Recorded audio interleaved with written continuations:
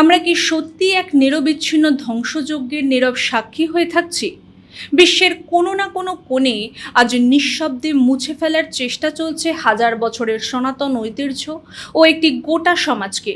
যখন মন্দির ভাঙা হয়, ভিটেমাটি কাড়া হয় কিংবা উৎসবের আনন্দ রূপান্তরিত হয় আতঙ্কে, তখন তাকে বিচ্ছিন্ন ঘটনা বলে এড়িয়ে যাওয়া এক ধরনের অপরাধ। কিন্তু বিশ্ব সমাজ যখন চোখ বন্ধ করে বসে আছে, ঠিক তখনই ইতিহাস, আইন, শিক্ষা আর রাজনীতির ছদ্মবেশে এই আঘাত নেমে আসছে আরও গভীরে।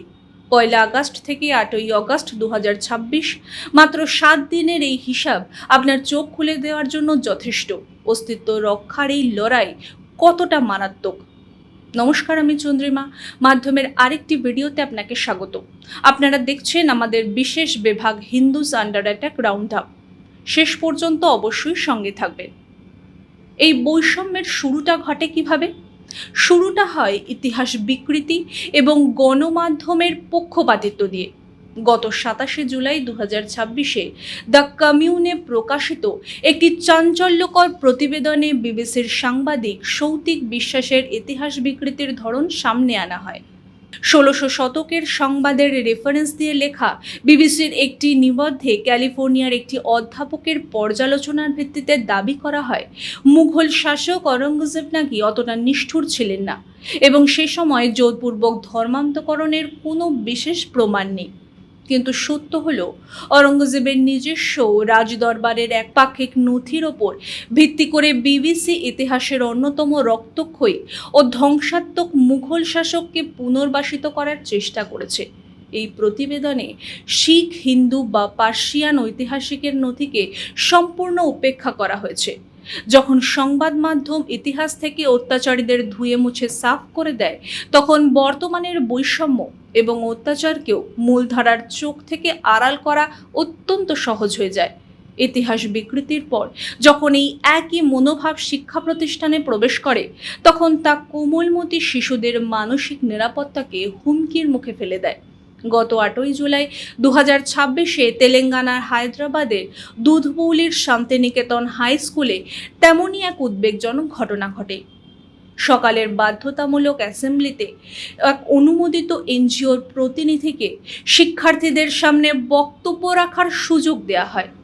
পরবর্তীতে সোশ্যাল মিডিয়ায় ছড়িয়ে পড়া ভিডিওতে দেখা যায়, কোমলমতি শিশুদের হাতে অন্য একটি দেশের অর্থাৎ ইরানের জাতীয় পতাকা তুলে দেওয়া হয়েছে এবং আয়াতুল্লাহ আলী খামেনির ছবি সম্বলিত পোস্টার প্রদর্শিত হচ্ছে। এই ঘটনাকে কেন্দ্র করে লিগ্যাল রাইটস প্রোটেকশন ফোরামের সাধারণ সম্পাদক অ্যাডভোকেট এস সন্তোষ জাতীয় মানবাধিকার কমিশনের সম্মানিত সদস্য শ্রী প্রিয়াঙ্ক কানুনগোর কাছে একটি বিস্তারিত অভিযোগ দায়ের করেছে। যদিও স্কুল কর্তৃপক্ষ 14 জুলাই এক ব্যাখ্যায় দাবি করে যে দক্ষিণ ইরানের মিনাবের একটি প্রাথমিক বিদ্যালয়ের মৃত শিশুদের উদ্দেশ্যে এবং বিশ্বশান্তির বার্তা দিতেই ওই প্রতিনিধিকে স্বল্প সময়ের সুযোগ দেওয়া হয়েছিল। কিন্তু প্রশ্ন উঠছে যে ঘটনার সাথে ভারতীয় পাঠ্যক্রমের কোনো সম্পর্ক নেই, যে এনজিওর নাম, পরিচয় বা অর্থায়নের উৎস প্রকাশ করা হয়নি, তাকে কিভাবে শত শত নাবালক শিক্ষার্থীর সামনে কোনো আগাম যাচাই ছাড়াই বক্তব্য রাখতে দেওয়া হলো? এটি কেবল প্রশাসনিক শিথিলতা নয়, বরং শিক্ষাঙ্গনের নিরপেক্ষতা ও শিশু অধিকারের উপর এক বড় প্রশ্নচিহ্ন। সাংস্কৃতিক অবমাননা যখন আইনের অবহেলার রূপ নেয়, তখন সাধারণ মানুষের জীবন কিভাবে নরকে পরিণত হয় তার প্রমাণ মিলল পাঞ্জাবের মোহালি জেলায়। দৈনিক ভাস্করের 4 আগস্ট 2026 প্রতিবেদন অনুযায়ী মোহালির জিকরপুরের বাসিন্দা এক সনাতনী তরুণী বিহারি আরারিয়া জেলার বাসিন্দা মীর আরফাক আলীর বিরুদ্ধে 5 বছর ধরে বিয়ের ভুয়ো প্রতিশ্রুতিতে প্রতারণা, পাশবিক শারীরিক নির্যাতন এবং জোরপূর্বক ধর্মান্তকরণের লিখিত অভিযোগ দায়ের করেছে। অভিযোগে বলা হয়েছে, বিয়ের পরদিনই অভিযুক্ত তরুণীর জীবন ছারখার করার হুমকি দেয়, গোপনাঙ্গে জ্বলন্ত সিগারেটের ছ্যাঁকা দিয়ে নির্মম নির্যাতন চালায়, বন্ধুদের সামনে তাকে বিবস্ত্র করে মারধর করে এবং যৌতুকের দাবিতে জীবন নেওয়ার হুমকি পর্যন্ত দেয়। পরবর্তীতে তাকে জোরপূর্বক ইসলাম ধর্ম গ্রহণে বাধ্য করা হয়। অভিযুক্ত বিহারের আরারিয়া জেলার নিজ গ্রাম ধোলবজ্জায় পালিয়ে যায়। কিন্তু সবচেয়ে মারাত্মক বিষয় কি জানে? সেটা হলো ভুক্তভোগী নারী মোহালি এসএসপি দফতরে লিখিত অভিযোগ দেওয়া সত্ত্বেও আমলাতান্ত্রিক জটিলতায় তা জিকরপুর থানায় পর্যন্ত পৌঁছয়নি, যার ফলে কোনো এফআইআর বা জিরো এফআইআর রুজু হয়নি। দুই রাজ্যের পুলিশের আইনি সমন্বয়ের অভাবে অভিযুক্ত ব্যক্তি খোলা আকাশে ঘুরে বেড়াচ্ছে, যা আমাদের বিচার ব্যবস্থার ক্ষেত্রে এক বড় ব্যর্থতা। প্রশাসনিক শিথিলতার এই আবহেই 4 আগস্ট 2026 সন্ধ্যায় গাজিয়াবাদের ইন্দিরাপুরমের জয়পুরিয়া মলে ঘটে যায় এক নৃশংস ঘটনা। রাত 8টার দিকে সামাজিক মাধ্যমে ছড়িয়ে পড়া একটি 21 সেকেন্ডের ভাইরাল সিসিটিভি ফুটেজে দেখা যায় ক্যাফে ক্যালিফোর্নিয়া বিউরোটোর রান্নাঘরে ঢুকে এক যুবক তার হিন্দু সহকর্মী তরুণীর চুল ধরে টানছে, তাকে 11 বার সজোরে চড় মারছে এবং হাতে থাকা বড় কিচেন নাইফ বা ধারালো ছুরি উঁচিয়ে প্রাণনাশের হুমকি পর্যন্ত দিচ্ছে। অভিযুক্ত যুবক প্রতাপ বিহারের বাসিন্দা, যে ওই একই মলের অন্য একটি আউটলেটে কাজ করে। তারা দুজনে পূর্বে নয়ডা সেক্টর 62-এ একটি কারখানায় একসঙ্গে কাজ করত, সেখানেই তাদের পরিচয়। প্রাথমিক তদন্তে উঠে আসছে তরুণীর অন্য এক সহকর্মীর সাথে বন্ধুত্ব নিয়ে সন্দেহ ও ক্ষোভের জোরে এই আক্রমণ চালানো হয়।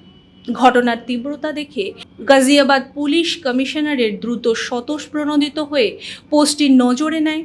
ইন্দিরাপুরমের এসপি সূর্যাবলী মৌরিয়া জানান, নতুন অপরাধ আইন ভারতীয় ন্যায় সংহিতার 109, 115 এবং 351 ধারায় মামলা দায়ের করে অভিযুক্তকে গ্রেফতার পর্যন্ত করা হয়েছে। তবে কর্মক্ষেত্রে নারীদের নিরবিচ্ছিন্নতা নিরাপদ সুনিশ্চিত করতে কঠোর শাস্তির দাবি উঠেছে। এবার আসা যাক সংঘটিত অপরাধ এবং আইন শৃঙ্খলা পরিস্থিতির বিষয়। 4 আগস্ট 2026 ভোরে হরিয়ানার মুহ জেলায় ফিরোজপুর ঝিরকা এলাকায় নোয়া গ্রামে গবাদি পশু চোরাচালানকারীদের সাথে পুলিশের এক গুলির লড়াই হয়। গোপন তথ্যের ভিত্তিতে পুলিশি দল একটি বেরোলো পিকআপে বাধা দিলে চালক ব্যারিকেড ভেঙে পালানোর চেষ্টা করে এবং পুলিশকে লক্ষ্য করে গুলি ছোড়ে। পুলিশের পাল্টা গুলিতে জাবের নামের এক চোরাচালানকারীর বাঁ হাঁটুতে গুলিবিদ্ধ হয় এবং সে ধরা পড়ে। তার সাথে থাকা সহযোগী সাহুন ক্ষেতের মধ্যে দিয়ে পালিয়ে যেতে সক্ষম হয়। আহত জাবিরকে নলহরের শহীদ হাসান খান মেওয়ারি সরকারি মেডিকেল কলেজে ভর্তি করা হয়েছে। গাড়ি থেকে 3টি জীবিত গবাদি পশু এবং একটি অবৈধ 351 বোরের পিস্তল ও কার্তুজ উদ্ধার করা হয়। নুহ জেলায় এসপি অর্পিত জৈন নিশ্চিত করেছেন যে ভারতীয় ন্যায় সংহিতার 307 ধারা, অস্ত্র আইন এবং হরিয়ানা গোবংশ সংরক্ষণ ও গো সংবর্ধন আইন এবং 2025-এর অধীনে মামলা রুজু করে ডিএসপি বীরেন্দ্র সিংয়ের নেতৃত্বে একটি এসআইটি গঠন করা হয়েছে। আইন শৃঙ্খলার এই অবনতি কেবল সাধারণ মানুষের জীবন নয়, বরং গণতান্ত্রিক প্রক্রিয়ার ওপর আঘাত হানছে।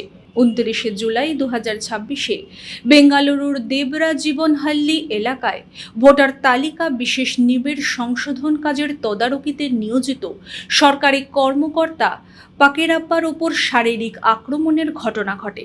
তিনি কর্ণাটক স্লাম ডেভেলপমেন্ট বোর্ডের সুপারিনটেন্ডেন্ট এবং পুলিকেশীনগর বিধানসভা কেন্দ্রের ওয়ার্ড 47-এ 11 জন বুথ লেভেল অফিসারের সার্বিক দায়িত্বে ছিলেন। রোশননগরের কৌশার মসজিদের কাছে ভোটার তালিকায় নাম সংশোধন ফর্ম নিয়ে বহিরাগতদের সাথে বিএলওর কথা কাটাকাটি হলে তিনি মধ্যস্থতা করতে যান। তখন দস্তুগির এবং ইয়ারব নামের 2 ব্যক্তি কর্মকর্তা পাকেরাপ্পার মুখে এবং চোখে সজোরে আঘাত করে তাকে রক্তাক্ত করে। আহত কর্মকর্তাকে ডক্টর বি.আর. আম্বেদকর হাসপাতালে চিকিৎসা দেওয়া হয়। পুলিশ বিএনএস 121, 132 এবং 352 ধারায় মামলা নথিভুক্ত করেছে। সরকারি কর্তব্যে নিয়োজিত কর্মকর্তাদের ওপর এমন আক্রমণ গণতান্ত্রিক ব্যবস্থার জন্য এক বিপজ্জনক ইঙ্গিত। এই বৈষম্যের রেশ কিন্তু কেবল ভারতের ভৌগোলিক সীমানাতেই সীমাবদ্ধ নেই, তা ছড়িয়ে পড়ছে আন্তর্জাতিক অঙ্গনেও। 23 জুলাই 2026-এ নিউজ ইন্ডিয়া অ্যাব্রডে প্রকাশিত প্রতিবেদন অনুযায়ী যুক্তরাষ্ট্রে জন্ম এবং বেড়ে ওঠা ভারতীয় বংশোদ্ভূত board certified plastic surgeon doctor Karishma রেড্ডির কপালে টিপ বা বিন্দি পরা নিয়ে একটি হালকা মেজাজের ইনস্টাগ্রাম রিল পোস্ট করার পর চরম বর্ণবাদী ও বিদ্বেষমূলক মন্তব্যের শিকার হন তিনি। আমেরিকায় বেড়ে ওঠা সত্ত্বেও ট্রোলারের তাকে গো ব্যাক টু ইন্ডিয়া বা ভারতে ফিরে যাওয়ার পরামর্শ দেওয়া হয়। ডক্টর রেড্ডি পরবর্তীতে আরেক ভিডিওতে বলেন তিনি তার পুরো জীবন কখনো এত প্রবল ভারতীয় বিদ্বেষী মনোভাব দেখেনি।